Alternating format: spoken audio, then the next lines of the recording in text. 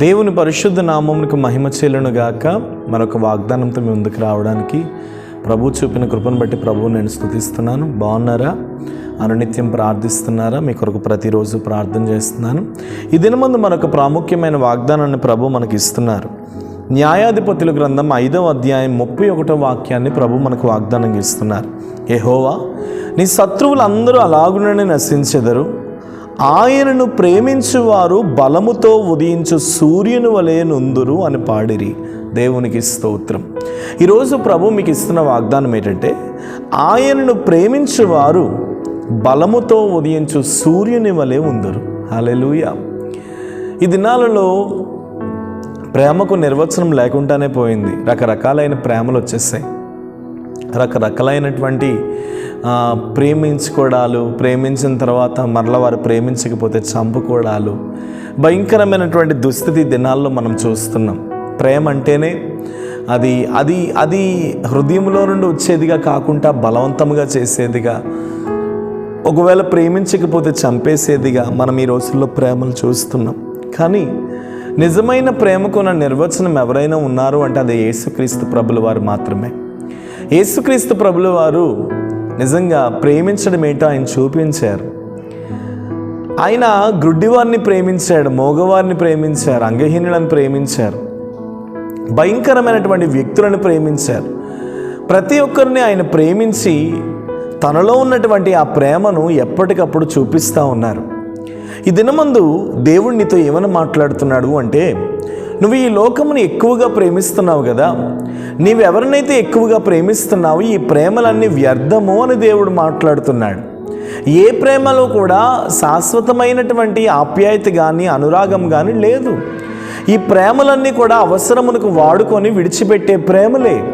ఈ ప్రేమలన్నీ కూడా అలవాటు పరంగా వచ్చి ఏదో నిన్ను వాడుకొని, నీ దగ్గర ఉన్న ధనమును వాడుకొని, నీ శరీరమును వాడుకొని, నీ దగ్గర ఉన్నటువంటి సమస్తమును వాడుకొని, నిన్ను దోచుకొని నిన్ను పాడు చేసేటువంటి ప్రేమలే ఈ ప్రేమలన్నీ. కానీ దేవుడు ఈ దినమందు ఏమని మాట్లాడుతున్నాడు అంటే, ఏ ప్రేమలైనా స్వార్థం ఉంటుంది కానీ యేసు ప్రేమలో మాత్రం ఎటువంటి స్వార్థము లేదు. హల్లెలూయా. ఖచ్చితంగా ఈ దినమందు ఈ వాగ్దానంలో నుండి ప్రభు నీతో అదే చెప్తున్నాడు. నీవు ఆయన్ని ప్రేమించు, ఎందుకంటే ఆయన నిన్ను ప్రేమిస్తున్నాడు. మొదట ఆయన మనల్ని ప్రేమించాడు కాబట్టే కదా మనం ఇప్పుడు ఆయన్ని ప్రేమిస్తున్నాం. కాబట్టి నువ్వు దేవుణ్ణంటూ ప్రేమించగలిగితే, నువ్వు ప్రభువునంటూ ప్రేమించగలిగితే, ఆయన పెట్టిన ప్రాణమును బట్టి ఆయన్ని ప్రేమించగలిగితే మాత్రం నీ జీవితం ఉదయించే సూర్యుని వలె ఉండబోతుంది.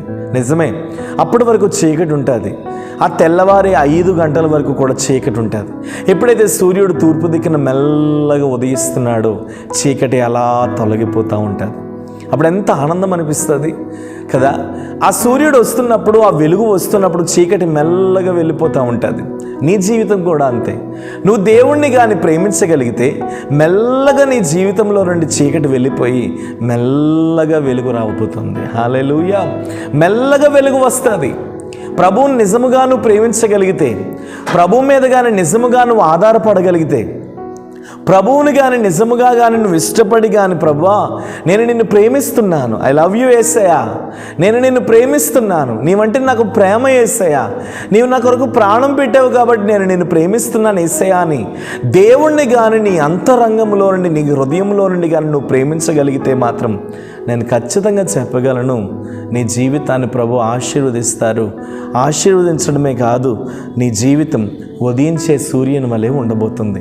కాబట్టి ఈరోజు ప్రభు మాట్లాడుతున్నాడు, ఎవరిని నమ్మొద్దు, నువ్వు ఎవరి మీద ఎక్కువగా ఆధారపడొద్దు, ఎవరిని ఎక్కువగా ఆశ్రయించొద్దు. ప్రభువే నీ ఆధారం, ప్రభువే నీ సమస్తం. నిశ్చయంగా ఆయన కృప నీకు తోడుగా ఉండబోతుంది. ప్రార్థన. ప్రేమ నమ్మకం కలిగిన తండ్రి, ఈ దినమందు మీరు మాట్లాడుతున్నందుకు స్తోత్రాలు. నిన్ను ప్రేమించే వారి జీవితాలు ఉదయించే సూర్యుని వలె ఉంటాయని నువ్వు మాట్లాడుతున్నావు. ఎంతమంది అయితే ఈ వాగ్దానం చూస్తూ శోధన వలయంలో, శ్రమల వలయంలో, కష్టాల వలయంలో, ఇరుకు వలయంలో, ఇబ్బందులలో తండ్రి భయంకరంగా ఏడుస్తూ బాధపడుతూ మా బ్రతుకేంటి, మా జీవితం ఏంటి అని ఏడుస్తున్న వారి జీవితాల్లో ఇప్పుడే సూర్యుని యొక్క కాంతి యేసు నామములో యేసయ్యలో నుండి ఉదయించునుగా కానీ ప్రార్థిస్తున్నాను. అవునయ్యా, నిన్ను ప్రేమించే మనస్సు ఈ వాగ్దానం చూస్తున్న వారికి కలుగునుగాక. నిన్ను ప్రేమించే మనస్సు ఈ వాగ్దానం చూస్తున్న వారిలో ఉండునుగాక. యేసు నామములో నీ కృప వారి జీవితాల్లో స్థిరపరచబడి నాటబడునుగాక అని ప్రార్థిస్తున్నాను. మీరు దీవించండి, ఆశీర్వదించండి. ఉదయించే సూర్యుని వలె వారి జీవితాలు మీరు మార్చండి. మీరు ఫలింప చేయమని ప్రార్థిస్తూ యేసు నామం నీ ప్రార్థన అడుగుచున్నాను తండ్రి. ఆమేన్. God bless you. నిశ్చయముగా ప్రభు కృప మీకు తోడై ఉంది. ఈ రోజు నుండి ఎవరిని ఎక్కువగా ప్రేమించవద్దు. దేవుడిని నువ్వు ప్రేమించగలిగితే మాత్రం నీ జీవితం ఉదయించే సూర్యుని వలె ఉండబోతుంది. ప్రభు మిమ్మల్ని దీవించును గాక. మీలో ఎవరికైనా అవసరతలు ఉంటే కాంటాక్ట్ చేయండి. ఖచ్చితంగా మీ కొరకు మేము ప్రార్థన చేస్తాం. Praise lord.